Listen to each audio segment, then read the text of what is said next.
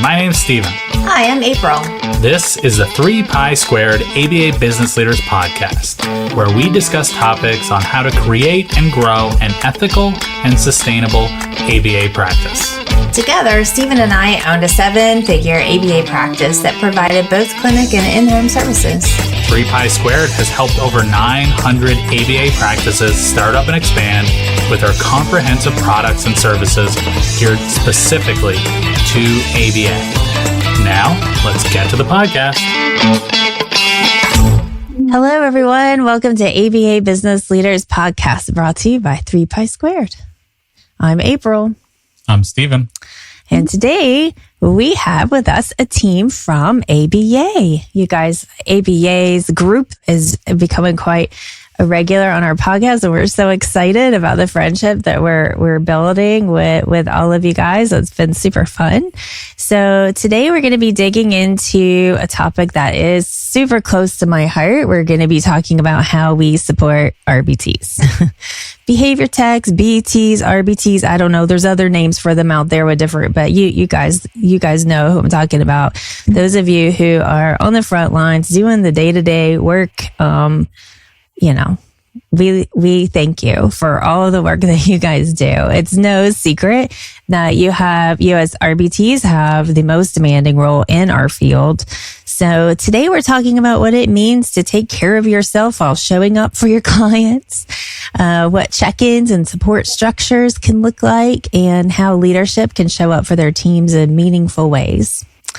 So get ready for this this exciting conversation. Now, I'm very excited about this. I have been, as you guys know, who've listened for quite a while, we've been looking for a tech to come on and chat with us, and it's been hard to find a tech. Yep. Makes perfect sense, right? It may not feel like a safe thing to do at this time in AByay, I don't know. And so Chris so lovingly and graciously said, "Oh, I got an RBT that will probably talk to you. Let me talk to her." And so enters Rebecca, right? So I am super excited about, thank you. I'm super excited about this.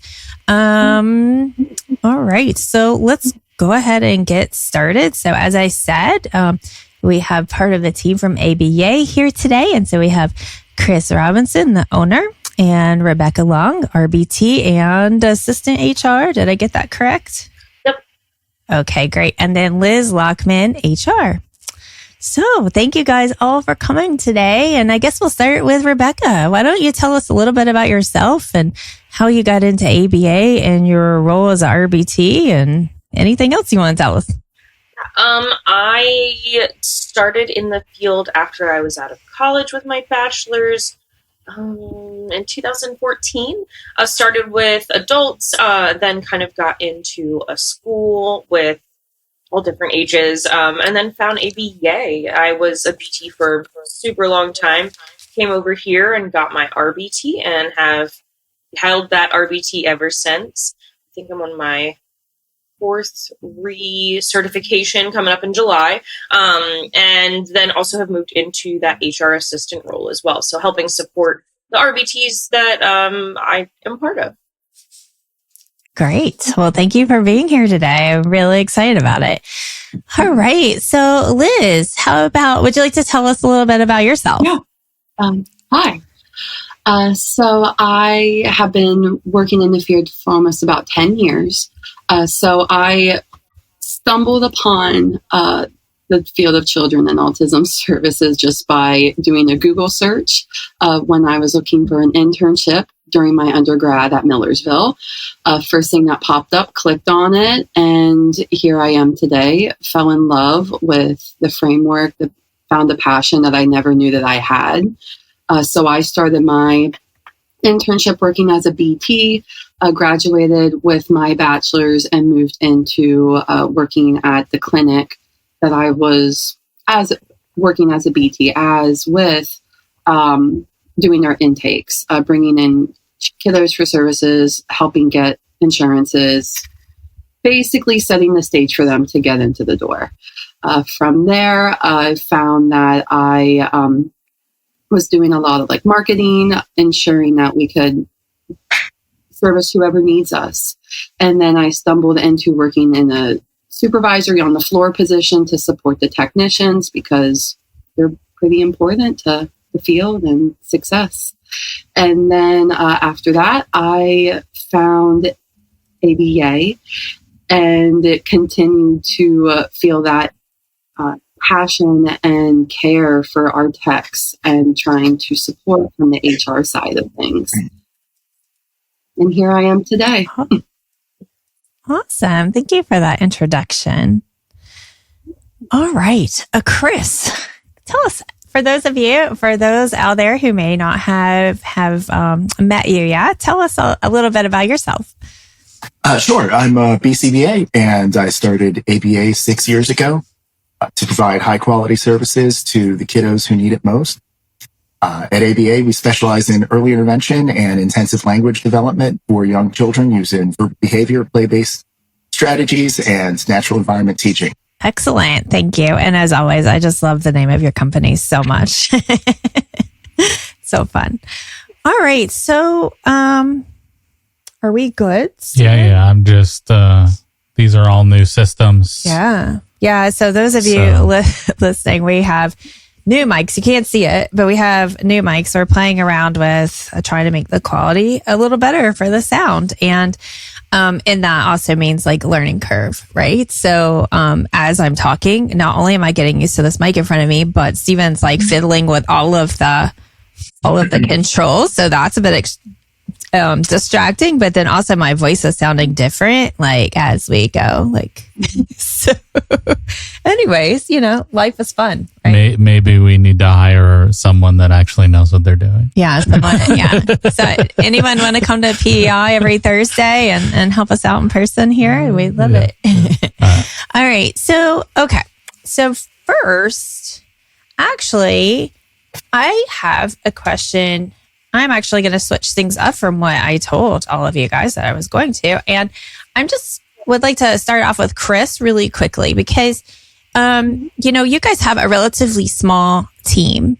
However, you've really put a lot of work into your leadership team, and you have a rather large leadership team for the general size of staff that you have, and especially your HR department. You're like very heavy in HR for maybe more than most people would. So it's super unique. And I also think that you, from talking with you now for a while, you've also found it very successful.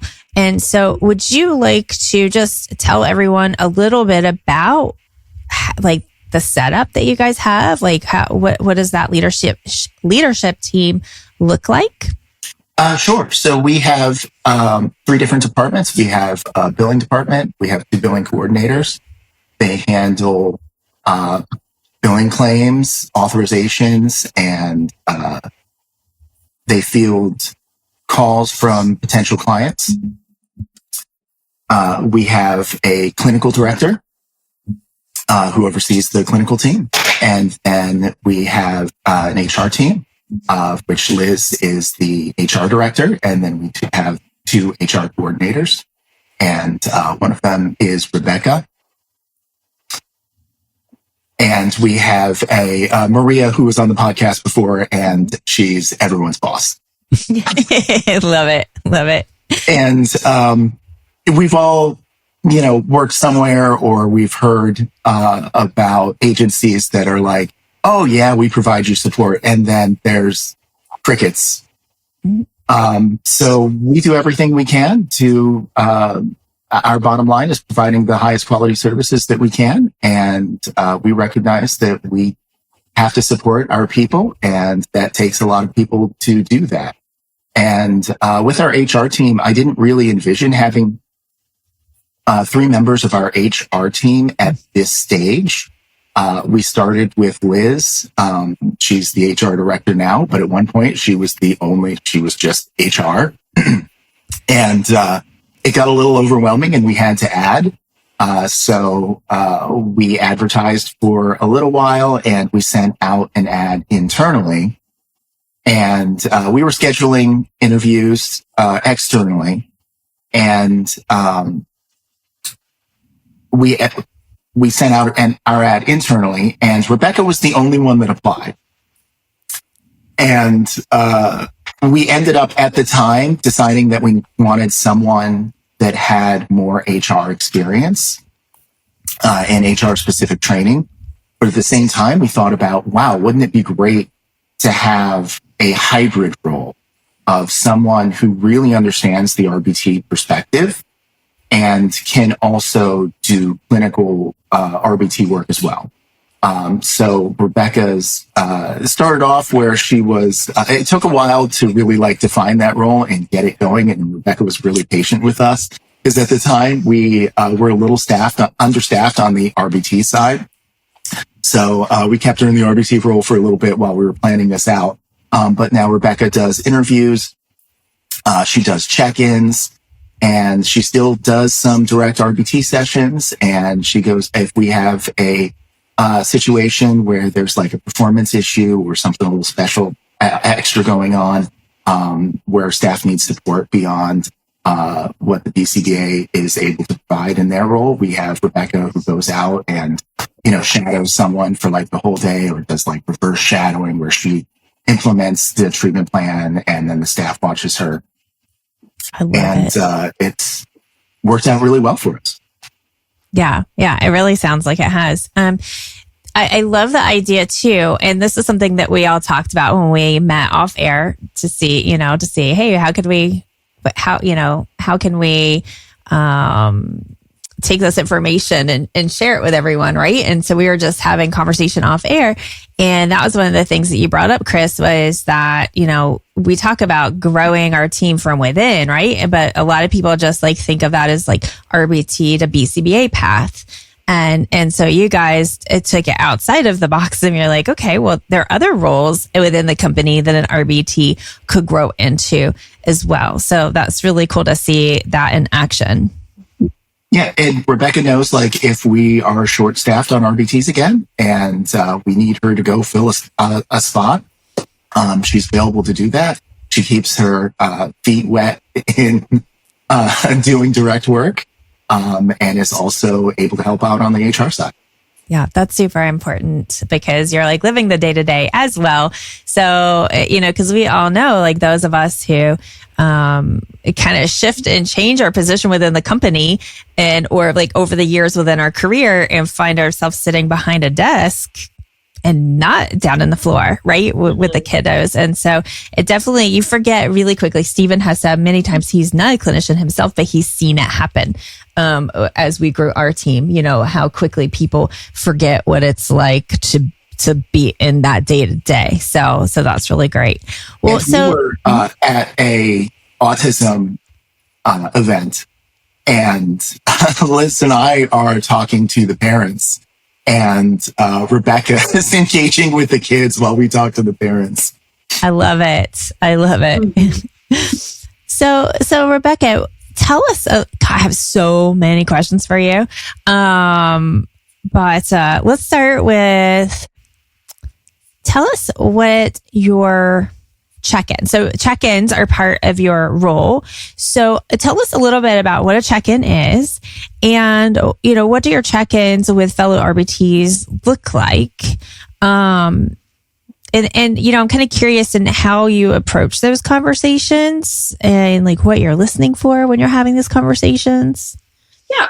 For me, I do check-ins different times in the year with each staff, as well as like if they transition supervisors or cases, things like that. Usually I have kind of a script we developed. When I came into the position, there was already a check-in script, and I've kind of really expanded upon it to look at, if you're transitioning supervisors. We have one that is if you're newer to the company, couple different things that are more targeted. And then I've really built out those questions to hit certain areas. If we kind of go in knowing that they're having trouble like getting their notes done during session, I'll ask a few like kind of leading questions and see where I can help them and get that support for them and how I can make it a little easier. I give a lot of my own personal experience because I, from being in the field, have dealt with a menagerie of things, whether that's, struggling to get notes done during the day, crises at the end of the day that prevent getting signatures, like stuff like that. But just kind of talking through maybe issues they're having, building a little bit of rapport so they feel comfortable coming to HR with any issues they have, and just really seeing how things are going out there in the field. If there's any issues, whether that's not getting materials or not getting enough supervision, families crossing boundaries, anything like that.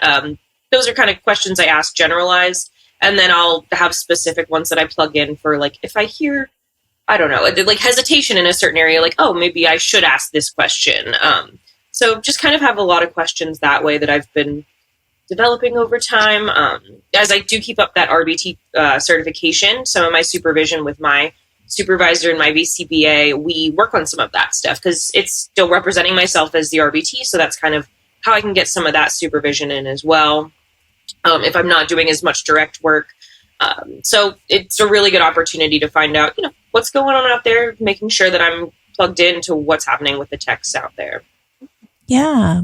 So what kind of challenges or themes come up most often during check-ins? Not, of course, as generally as you could speak. Are there specific challenges that you find happen more often? I think it really is depending on timing and the kiddos a lot. So sometimes we'll have techs that do have trouble getting their notes done due to increased behaviors, or dealing with that type of thing, or just not knowing when to take a step back and do those notes. Mm-hmm. So that's something I see. Sometimes there are things happening outside. We really encourage a lot of our staff and techs to have a group conversation for any communication with the family and things like that. Sometimes those are not always happening just specifically in the group. So I try to check in and ask about that, making sure those boundaries are upheld, because we do a lot of home services. So it's kind of easy to cross over. If you're 35 hours in home, mom might see you as someone who understands. So sometimes it can go a little over, and I've been there too, as in that tech position. So just kind of being able to understand that, kind of troubleshoot, and here's what I did in that situation to uphold the boundary or make myself feel more comfortable if I'm not feeling comfortable.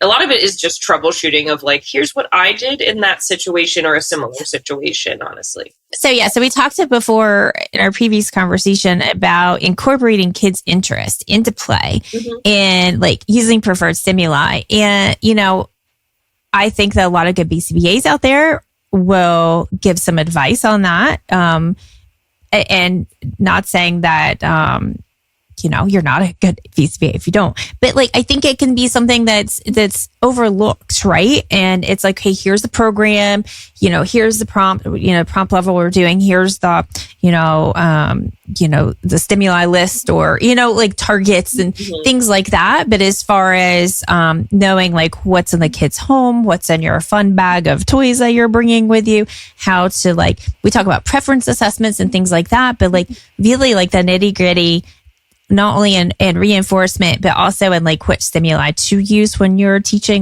maybe pulling up, if the kid's into Mickey Mouse, pulling a Mickey Mouse puzzle instead of some random puzzle you just mm-hmm. happen to have in your bag. So just being able to take a step back and reflect and make some of those day-to-day decisions that maybe you might not really think about adding within RBT mm-hmm. training. You want to tell us more about that? Yeah, I know that can kind of be tech to tech too. I really, just on my end, I really enjoy seeing the kids have fun while they're learning, and that's what we really push for. So even in my interviews, we have a question, it's called our sandbox question, and that's giving them a real situation to see how they would kind of use those fun things that those kiddos are into to motivate. I know I've dealt with that. Look, you said Mickey Mouse, and it kind of made me chuckle because I used to have to do a voice of Mickey Mouse for many moons, and that was when we were doing Pete.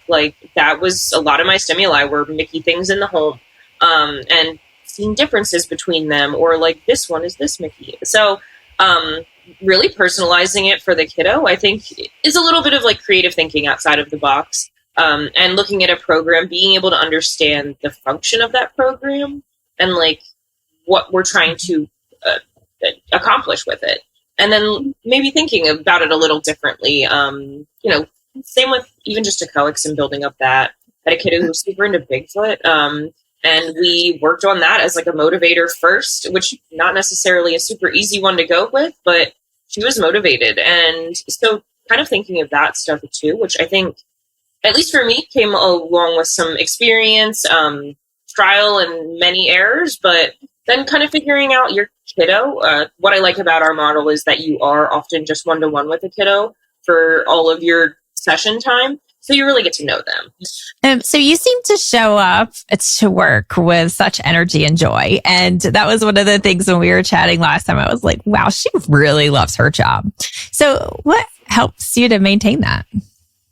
I mean, I think I'm really intrinsically motivated by kiddo progress, having rapport with a kiddo, and like them being excited to see me every day, which I know isn't always true for everybody and every tech out there, but that's at least how I feel. I feel accomplishment of working through challenging behaviors with that client and letting them know I'm still going to be there after that challenging behavior.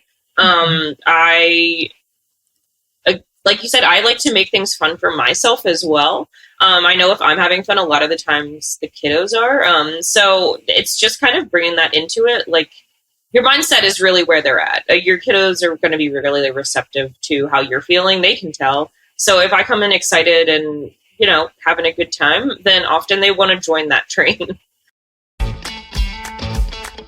Hey, April, remember that time we forgot to do benefit checks and that client switched insurance companies? We lost like $20,000. That was brutal.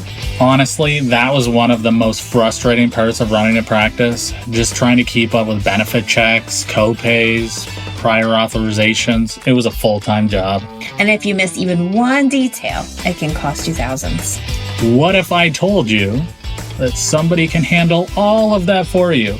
Run benefit checks, track eligibility, manage prior authorizations, so you could confidently bill and stop wasting your time in payer portals. I would say, please sign me up now. And where were you 10 years ago? Yes. That's exactly what Silna does. Their platform automates your entire upfront insurance workflow. A benefits check done in under 30 seconds. TRICARE prior auth under 3 minutes. That's hours of admin work saved every single week. Silna is already working in 48 states, supporting over 50,000 patients, and they're rated #1 for prior auths on G2.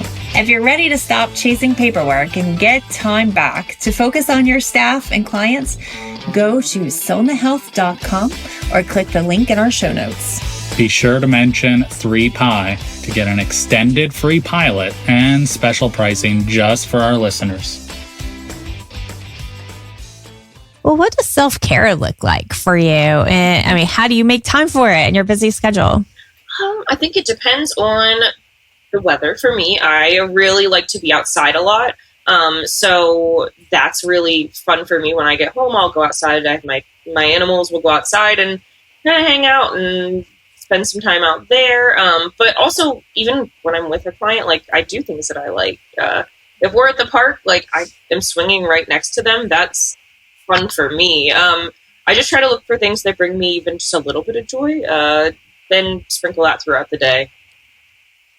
Yeah, it's so important for no matter what profession you're in, right? Yeah. Super fun.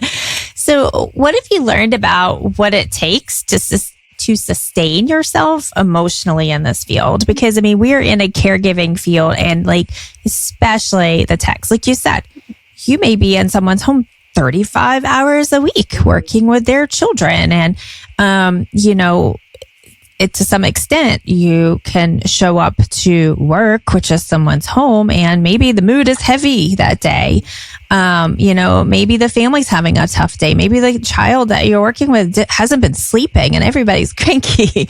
You know, it sounds like, you know, you're working in like an optimum work situation where you have open communication and you have support and you have like this optimum little like support system within the company, which also helps and is amazing. But you're still in a field where you could really like it could really drain your energy, like, and it could really be emotionally taxing. So, do you have any words of wisdom, or are you, of what it's like to be able to sustain yourself emotionally while being an RBT? Yeah, I know for me, it's just kind of maintaining my perspective on things. It's not targeted at you when you're having those really challenging days where like you might be in crisis all day. It's really just keeping that perspective of like, okay, this is not something necessarily caused by me. This is something internal. And for me, I know just like keeping in mind behavior is communication. We're always trying to communicate something. So trying to understand like what's going on, and keep that perspective of really just, let's look at what's happening. I know it's tough in this moment, but like we'll have tomorrow. And if we can figure out what's going on, then maybe we'll have a brighter tomorrow when we can kind of edit our attitude. I also know that like I'm very aware of how I am coming off. I think really to be a great tech, you need to have a lot of your own emotional awareness. And know when like, okay, I need a minute to walk away. Like I can't not respond to this behavior, or like I am getting overwhelmed, being able to really like think about where I'm at, knowing this isn't, it's not aimed at me often. On those tough days, that's definitely something that gets me through. Also, sometimes I just need a nap after work. I like get home and I am exhausted. I know, especially in the summertime, my last long-term kiddo, we were outside all day, every day, and literally running. So sometimes I even like we're having a fun time, but it's really tiring. So when I'm coming home, some nights, I'm going to get Uber Eats and I'm going to lay on the couch. And so just kind of monitoring that as well. And like, okay, I need a break from like the other stuff. Cause it can be really tiring. And having that BCBA to talk it through with when there are things that I do feel are out of my realm of knowledge. And kind of just being aware of that too, of like, I am only an RBT. I do sometimes need that assistance or those questions answered. And sometimes things are beyond me, and knowing when to set that boundary or when to ask for help as well. Yeah, for sure. Well, so what has it been like for you to move into the HR assistant role while still working as an RBT? What were you thinking when you let your team know, hey, I'm interested in this HR position? My thought was kind of like, I know that I'm a fairly good RBT when I was applying, and I was like, I would really like to support the RBTs in the field we're in. In my previous position, I was a lead BT.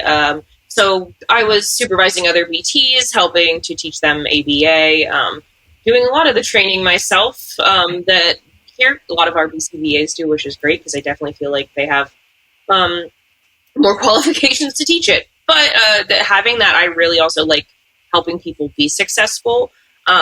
So I think that just melded really well. And being able to come from that RBT standpoint and have some of that like clinical thoughts mixed in with like what's practical and actually going to work.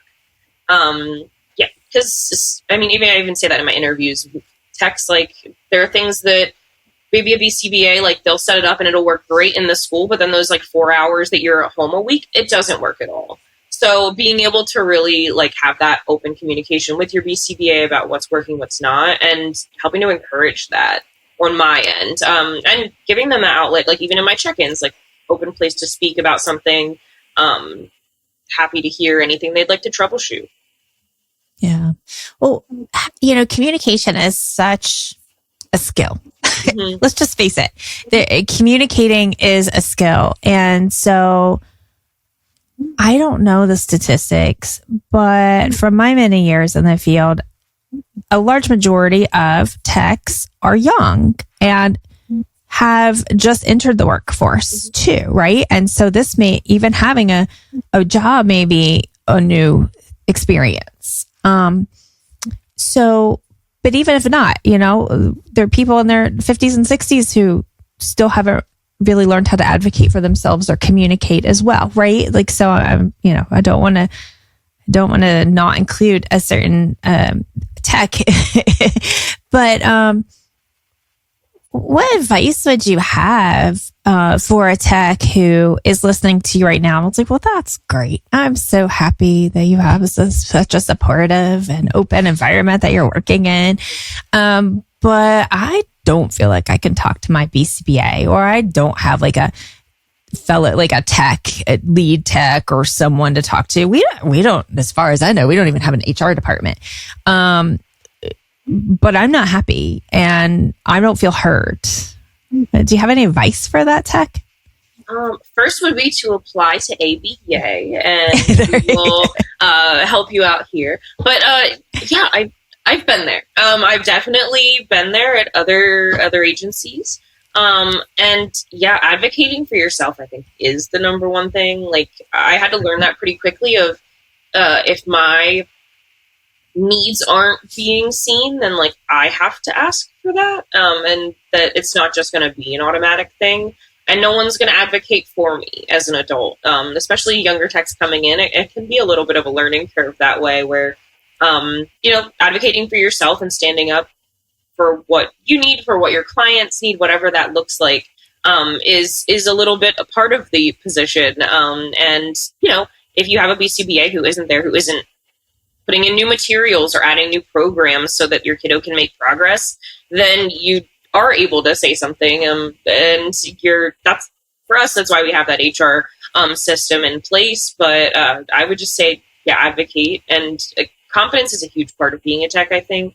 If you don't have that, a lot of the kids are going to tell, and then not have as much respect, and just want to build that motivation and that relationship with you.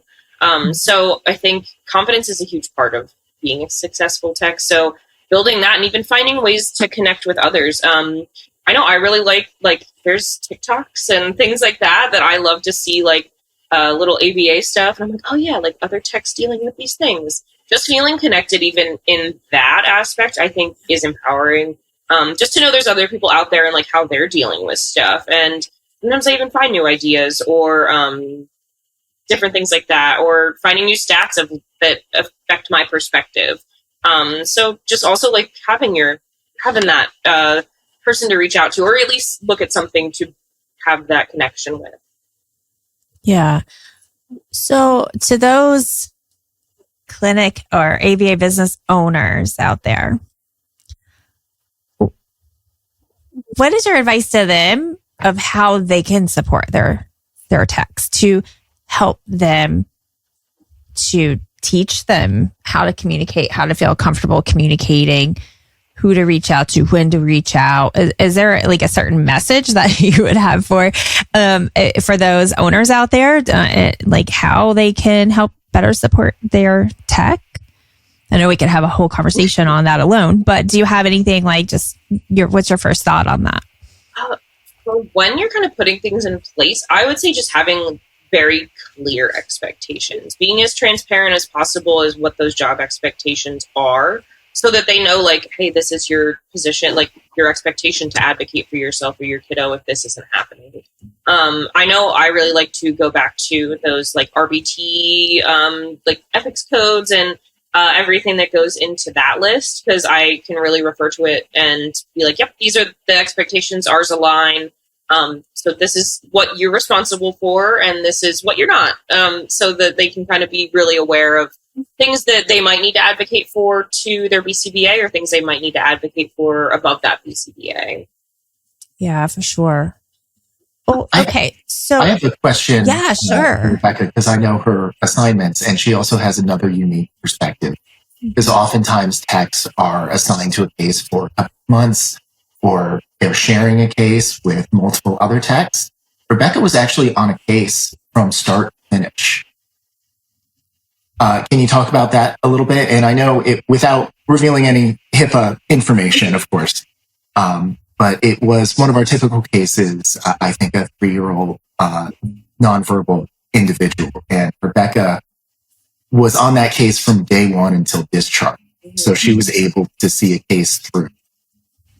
Yeah, and that was honestly that kiddo is like, I couldn't beat her. Like, she was the most rewarding kid. They really, really made it fun to come to work every day. Even when it was challenging, it was like, okay, I can do this. Like, I knew what was expected of me. I had a wonderful BCBA who was with me every step of the way. It really just set me up for success, but also gave me those tools of like, hey, you can think of a co-ex. You're in their classroom every day. You know what's around. You know which kiddos they want to interact with. So teaching those things that were motivating. I think it's a lot of just knowing your text ability from the BCBA standpoint and strengths and skills and kind of letting them have a little bit of freedom, but also being able to be like, hey, this is, again, the expectation. With that little kiddo, it was really neat to see them start with literally, I think they had like mom and like 3 or 4 words. And when I wrapped up, they were telling me to leave them alone and I was too big to play with them. Like it was just really cool to see. And the, just how much it changed that family's life. And really, really made their lives a lot, not only easier, but just more fluid. It built the connection family-wise, and that's motivating for me as well. Being able to see, like, a brother and sister be able to build, they call it, forts were called badubas in their home. And so that was, like, a really fun one to learn, or to teach, actually, a baduba. But so, like, to see them be able to, like, have the conversation of how to build it when we started, like, they were not arguing, but, like, fighting because everyone wanted it their way. So yeah. I know I'm motivated by all of that. And it's really neat to see a case where, like, yeah, they had not a lot. And then now they're at Montessori school being independent. Like, that is a really special experience, right? To be able to see, like, follow that learner from the beginning to discharge, because you got to see, like, wow, how impactful this can be. Yeah, there were really hard days, I'm sure. It wasn't all like, super like cheery and joyful every single day, every single second. There were hard times, but still you got to see like how impactful it was on the family. And that's really exciting. And I think having that experience can help you to maybe explain. I don't think explain is the right word. Maybe share like how impactful like other RBTs are if they might not be able to see that big picture yet. Like you can kind of relate to that.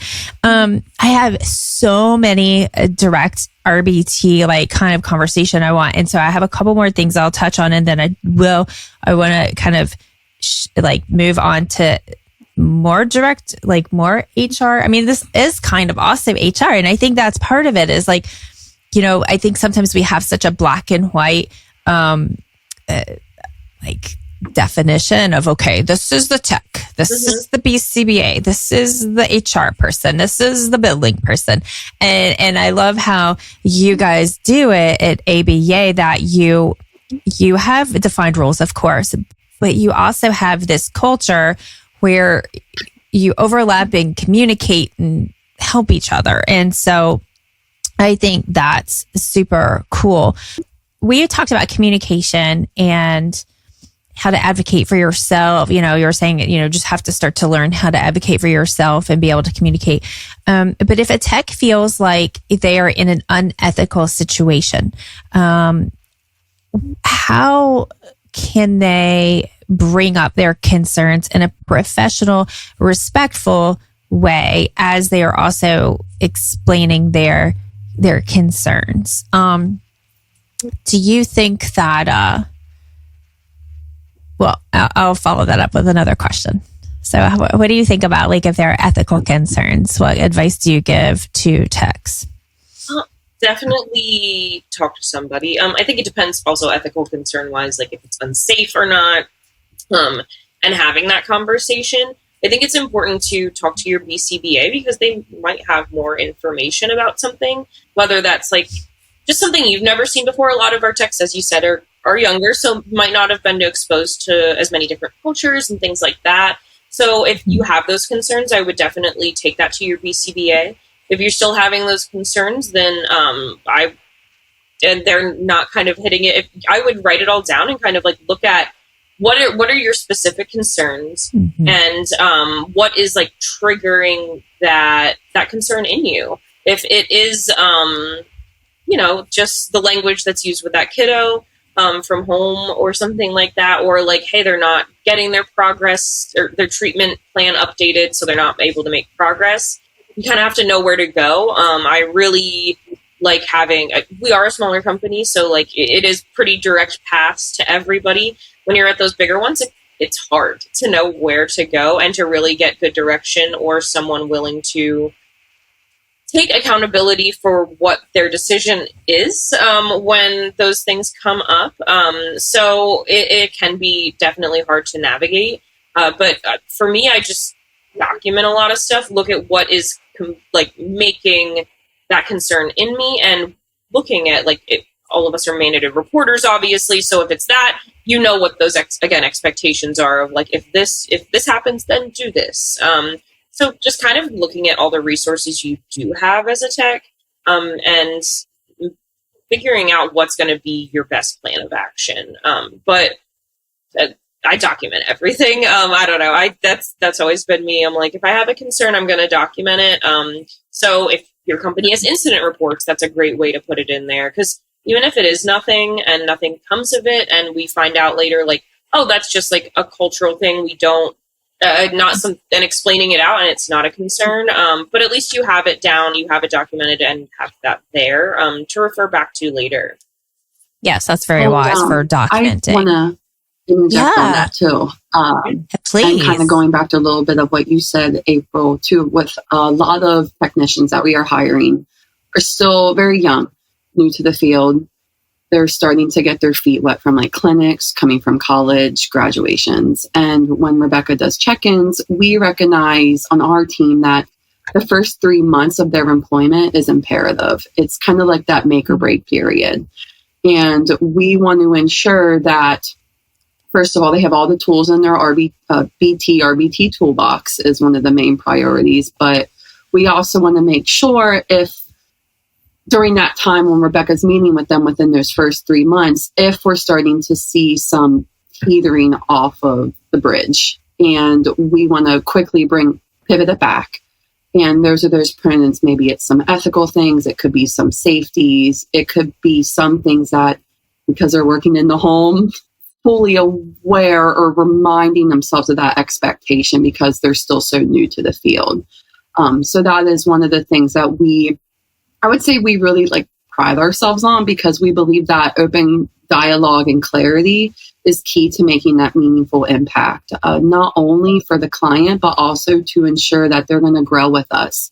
They know the expectations, and they can coincide with their BCBA alongside of that to ensure that we have a quality treatment team to not only support the client, but also to support the technician on the case. Oh, I love that so much. That's so powerful.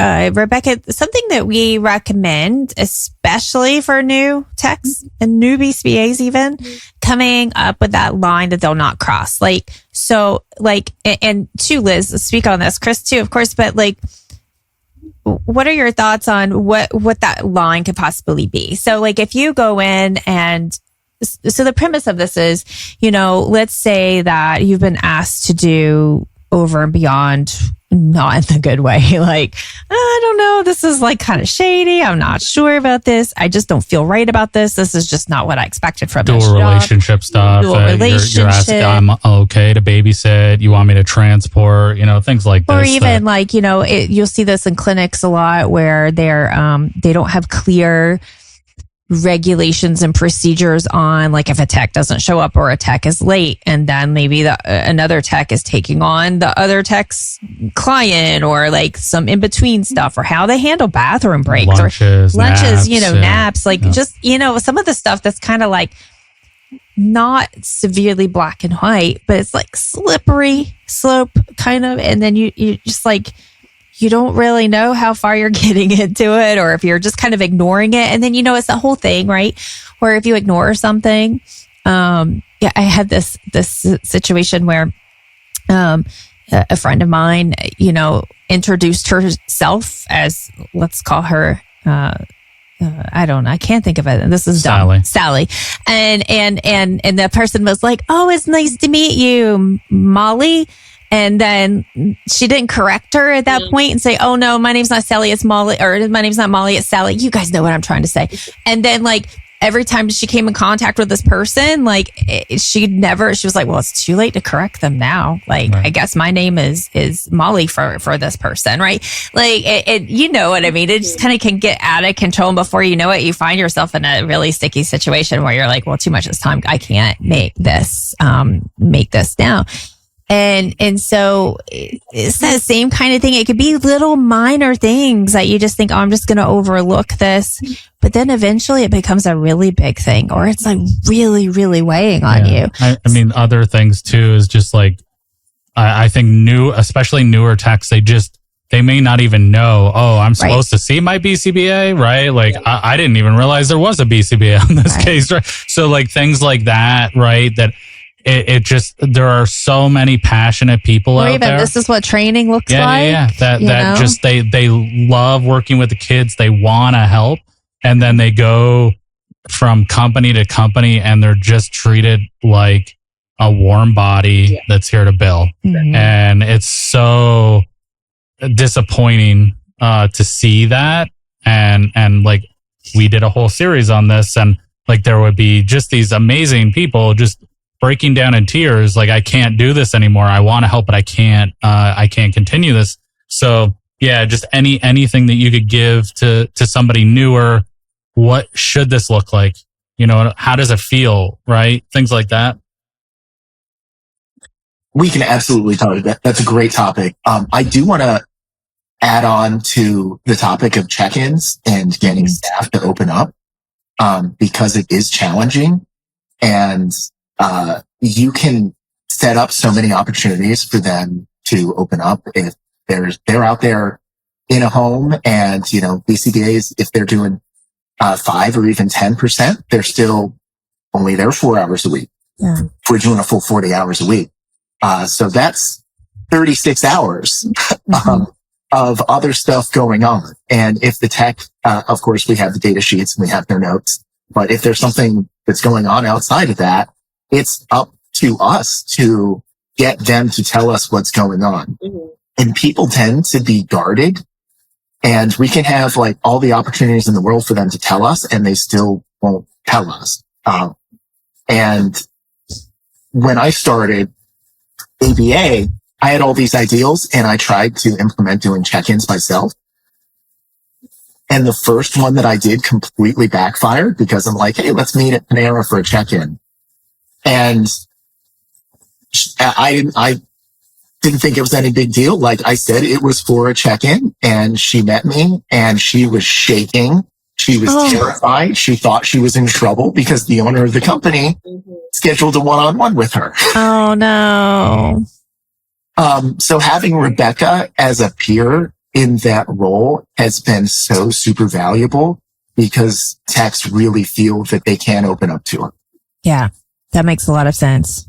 Yeah, and I think for me, like, it's nice to do a lot of their interviews, and then I'm like the first person to check in with them or things like that. Just really making them aware of like who's available and, you know, what the roles are has always worked really well for me to be able to have that like conversation of like, yeah, this is kind of what I do, and like having that, again, connection. That's what I like about like seeing those AByay TikTok things. Like I like being able to connect with people on things that we both enjoy, my own hyperfixations. So loving to have that conversation and build a connection that way. So yeah, it does. It makes them a lot, I think it's a lot easier to talk to me. Some of them still get nervous, especially that first one. They're like, and I'm like, this is just a 3-month check-in. Like, it is okay. And I just try to keep it kind of, especially the little casual, so that they can have that like openness to feel like they can have that just conversation. And I try to keep it fairly just loose when I'm having those check-ins, especially. Thank you for listening to our podcast. Hopefully it was helpful.